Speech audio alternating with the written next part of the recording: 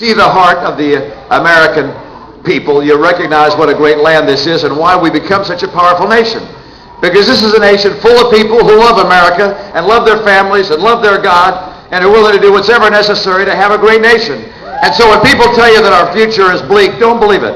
Because our people have the kind of heart and the passion and the spirit they need to keep America the greatest nation on earth. And that's what we're going to do. Oh, no!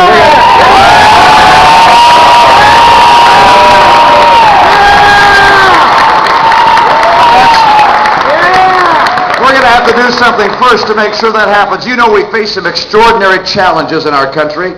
And to overcome those challenges, we're going to have Washington get its act together. And I noted when I went across the country over this last year, I'd have town meetings and I'd ask people what were the concerns they had, and we'd start listing those concerns.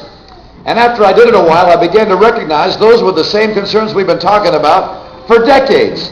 And somehow Washington has simply not got the job done. So people said, we're concerned about Social Security. I thought, Social Security, the politicians told us they'd fix that decades ago, but they haven't.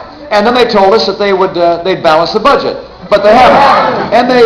And they told us as well that they would find a way to cut pork barrel spending in earmarks, and they haven't. And they told us that they'd live by high ethical standards, and they haven't. And they told us that they'd find a way to get us health care that was affordable and portable, and they haven't. And they told us that they'd stop illegal immigration, and they told us they'd get us off of our dependence on foreign oil. And very simply, it's time for the politicians to go and the citizens to come into Washington.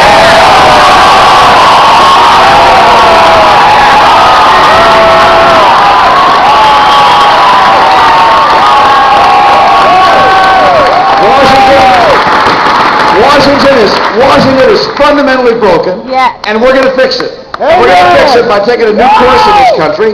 Now, you listen to, if you have to, you listen to Barack Obama and Hillary Clinton,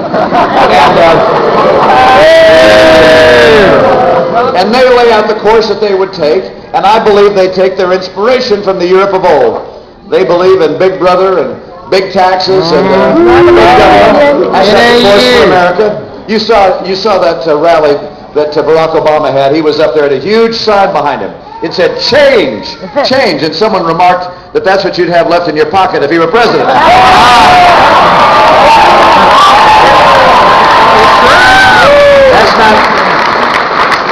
That's not the right course for America. The right course for America is to take inspiration from what Ronald Reagan taught us, which is first, he said, lift the eyes of the American people. After those Jimmy Carter years, you know Jimmy Carter, of course. After those Jimmy Carter years, we spent our time looking at our shoes. We were so embarrassed. With malaise, he called it. Ronald Reagan came along and said, lift your eyes. We're a great and good people. We're the shining city on the hill. We always will be.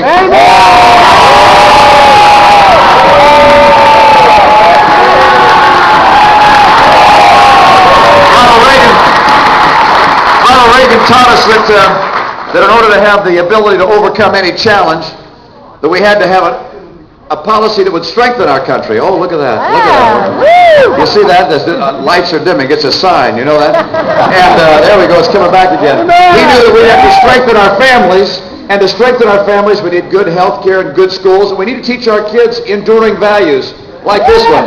Like this one. Before you have babies, you get married.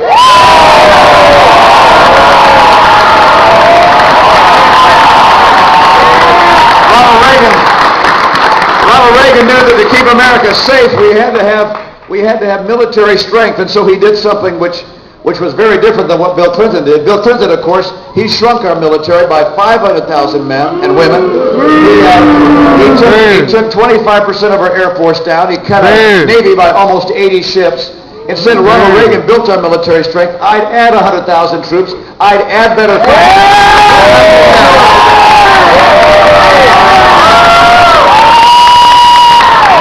make sure that we took care of our veterans in the way they deserve.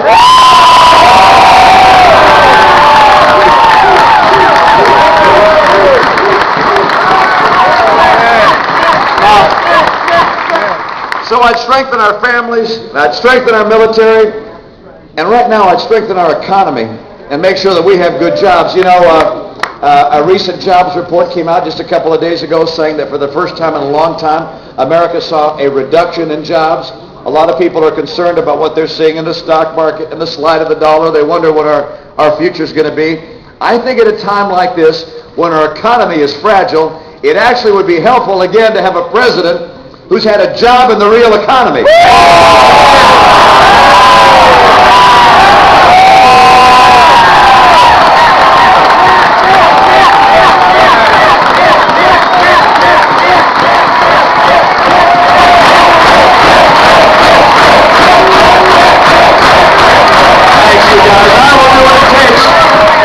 What it takes to strengthen our economy, to protect our industries and protect good jobs. I know how to do that. I spent 25 years in the private sector. I know why jobs come, and I know why they go. And I'll fight to make sure we keep them here by making sure that as we trade around the world, we do it on a level playing field, that we keep our tax burdens down, that we make sure that we invest in our future by investing in technology and innovation and in our students and our institutions of learning. And also make sure that we make immigration work for us by bringing in legal immigrants, strengthen our country, but end illegal immigration.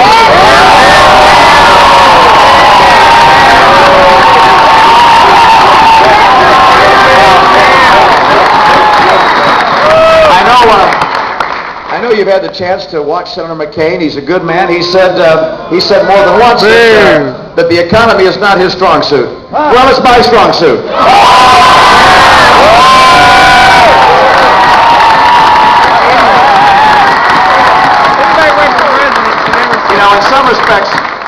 In some respects, we do face a battle for the heart and soul of the Republican Party.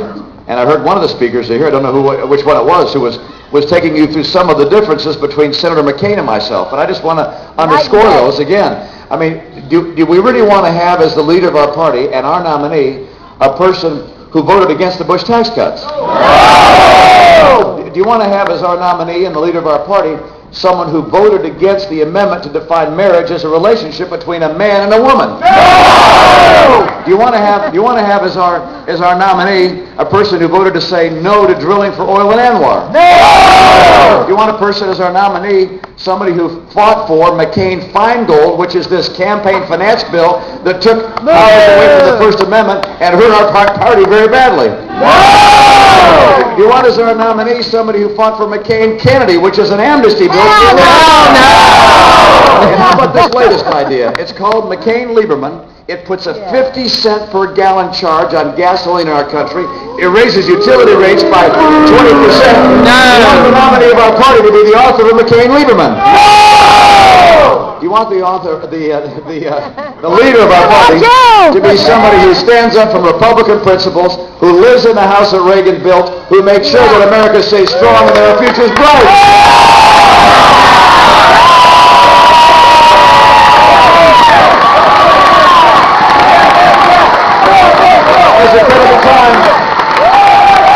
This is a critical time, folks. We're going to have a choice. We're going to have a choice tomorrow. And I'll tell you, Georgia is going to have a big voice in this. There are 21 states that are voting on Super Tuesday. I thought it was 22. I was wrong. One went early. Maine went early.